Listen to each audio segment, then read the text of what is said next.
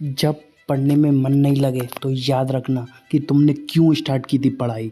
जब मेहनत करने में लगे कि अब मुझको छोड़ देना नहीं है, ये मेरे बस की नहीं है, अब नहीं हो पा रहा है मुझसे, तब याद रखना कि तुम्हारे पिताजी ने, तुम्हारे माताजी ने कितने एफर्ट्स डाले हैं तुम्हारी स्टडीज़ में, तुम्हारे काम में, तुम्हारे बिजनेस में, तुमको कितना सपोर्ट किया है।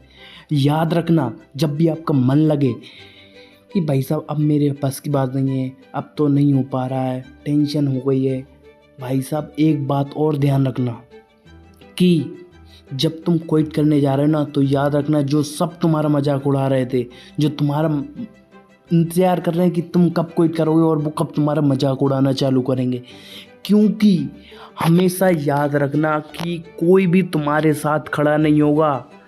जब एक बार तुम क्विट कर दोगे सब मजाक उड़ाने के लिए तैयार हो जाएंगे, बट अगर एक बार तुम अपने गोल को अचीव कर लेते हो, जो जिस चीज़ की स्टडी कर रहे हो, कुछ भी चीज़ की स्टडी कर रहे हो, ठीक है, या फिर गोल्स हो या फिर बिजनेस कर रहे हो, आप एक बात ध्यान रखना अपने दिमाग में कि कोई भी आपकी हेल्प करने नहीं आने वाला।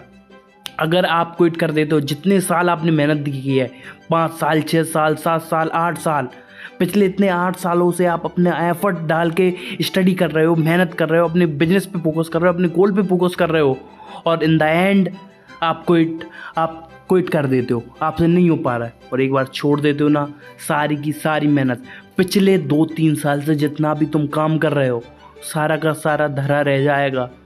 और फिर बाद में तुम बोलोगे, जब तुम बिस्तर पे लेटे हुए 80 साल, 70 साल, 60 साल के लेट जाओगे, तुम मर जाओगे, काश मैं थोड़ी और मेहनत कर लेता।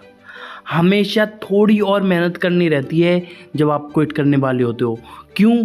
क्योंकि आपने एक कहानी मैं आपको सुनाता हूँ, ठीक है। एक ये कहानी है यूके या अमेरिका की है, मैं आपको बता देता हूँ, ठीक है।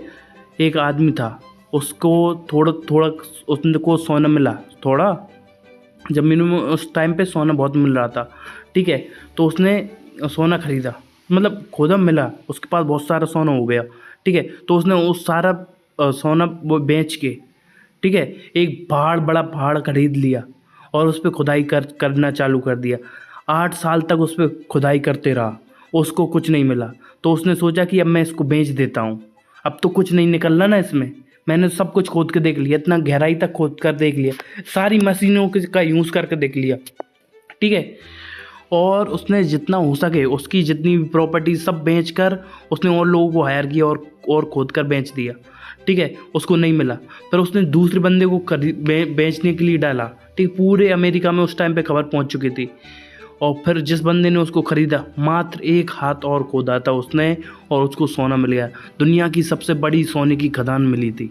तो यही है कि आप पिछले 8 साल से 9 साल से मेहनत कर रहे हो, अब आपके रिज़ल्ट का बार का आया है। जब आप यूट्यूब कर रहे हो या इंस्टाग्राम कर रहे हो, कुछ भी कर रहे हो, अब समय आ चुका है आपके रिज़ल्ट का, और अब आप क्विट कर दोगे, सारी की सारी मेहनत धरी की धरी रह जाएगी।